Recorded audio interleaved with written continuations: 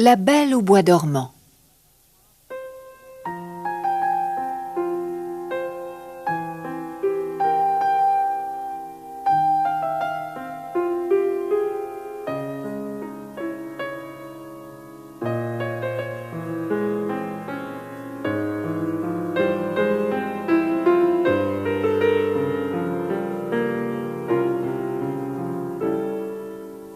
Il était une fois un roi et une reine qui n'avaient pas d'enfants et en étaient fort tristes. Ils avaient tout essayé, mais sans succès. Un jour, la reine était allée se baigner dans l'étang, près du château. Le soleil brillait, les oiseaux chantaient, mais la reine était triste. Elle soupira et dit « Ah, comme j'aimerais avoir un enfant !»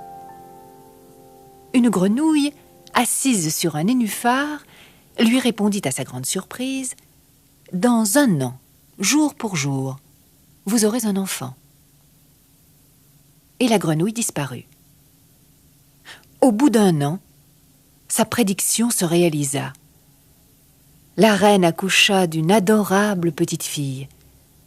Pour son baptême, le roi et la reine décidèrent de faire une grande fête et d'inviter tous les personnages importants du royaume. « N'oublions pas les fées, dit la reine. Combien y en a-t-il ?»« Je crois qu'il y en a 6, répondit le roi hésitant. « Cela tombe bien, reprit la reine. Les fées ne mangent que dans des assiettes en or et nous en avons juste 6. » Tout se déroula comme prévu. Les invités arrivèrent tous à temps. Après le baptême, on les emmena dans la salle du banquet où le couvert était dressé. Puis, les fées se rendirent auprès du berceau de la petite princesse afin de lui faire chacune un cadeau. La première fée lui donna la beauté, la deuxième la grâce. Les 3 suivantes lui offrirent l'intelligence, la bonté et la santé. Mais à cet instant, une voix stridente retentit et un frisson parcourut l'assistance. Une silhouette sombre pénétra dans la salle. C'était une très vieille fée, laide et méchante, que l'on n'avait pas pensé à inviter parce qu'il y avait plus de 50 ans qu'elle vivait enfermée dans une tour et qu'on la croyait morte. « Vous ne m'avez pas invitée ?» ricana-t-elle. « Mais je suis venue quand même. Ha ha ha, voici mon don. La princesse se piquera un jour le doigt avec un fuseau et elle en mourra. » Tous les invités frémirent et la reine se mit à pleurer. Mais à cet instant, la 6e fée, qui n'avait pas encore parlé, s'approcha du berceau. « Rassurez-vous, la princesse ne mourra pas. Ce n'est pas en mon pouvoir de défaire le sortilège de la méchante fée, mais la princesse ne mourra pas.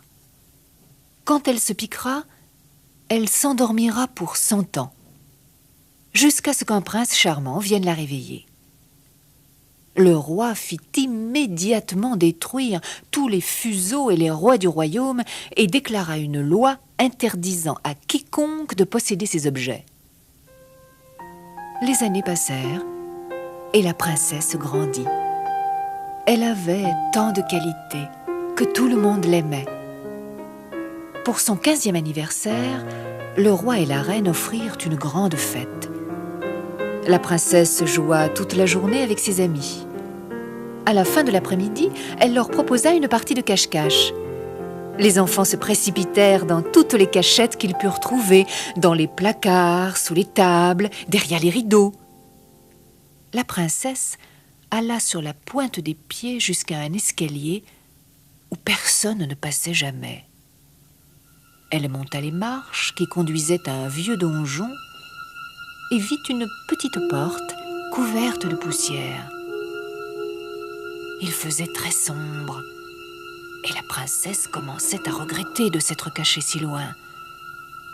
Elle poussa la porte et se retrouva alors dans une toute petite pièce. Une vieille femme, vêtue de noir, était assise devant un rouet. Mais La princesse ne savait pas que c'était un rouet, car elle n'en avait jamais vu. « À quoi sert cet objet ?» demanda-t-elle. « C'est un rouet, mon enfant, » lui répondit la vieille. « Cela sert à filer la laine. Veux-tu essayer à ma place ?» Curieuse, la princesse tendit la main vers le fuseau. Mais elle poussa soudain un cri. Elle s'était piqué le doigt. Et sur le champ, elle tomba évanouie. La vieille femme ricana et disparut. Au même instant, le roi et la reine s'endormirent sur leur trône. Les enfants qui jouaient s'assoupirent dans leur cachette. Les gardes s'endormirent debout, appuyés sur leur épée. Le chat demeura la patte en l'air devant la souris endormie. Et la pendule cessa de battre pour 100 ans. En un quart d'heure, toutes sortes d'arbres, de buissons et de ronces poussèrent autour du château, en si grande quantité que plus personne ne pouvait imaginer ce qu'il y avait derrière. On ne voyait même plus les tours de l'enceinte. Ainsi, la princesse, le roi, la reine et tous les habitants du château pourraient dormir sans être dérangés. Au bout de 100 ans, le fils du roi d'un pays voisin vint à passer devant la forêt qui cachait le château. Plus personne ne se souvenait de l'histoire de la princesse endormie. On croyait le plus souvent qu'un ogre demeurait là et qu'il y entraînait des enfants pour les manger. Personne n'avait osé pénétrer dans la forêt depuis des années. Mais le prince connaissait par sa nourrice une vieille légende qui parlait d'une belle princesse endormie. Et puis, il était jeune et courageux. Avec son épée, il se fraya un chemin à travers la forêt de ronces et de lianes. Au début, il eut beaucoup de mal. Les épines l'écorchaient jusqu'au sang, les lianes se courbaient sans qu'il arrive à les couper. Soudain, des roses fleurirent autour de lui et les lianes s'écartèrent pour lui céder le passage. Une grande allée s'ouvrit devant lui et il la suivit jusqu'au château qu'il voyait tout au fond. Il jeta un regard derrière lui. Les ronces et les lianes s'étaient refermées. Il continua cependant son chemin. Il pénétra d'abord dans une cour silencieuse. Des hommes et des animaux étaient étendus par terre et semblaient morts. Mais en les regardant mieux, le prince vit qu'il n'était qu'endormi. Puis, il entra dans le château, dans la salle des gardes qui dormaient, tous debout, appuyés sur leur épée.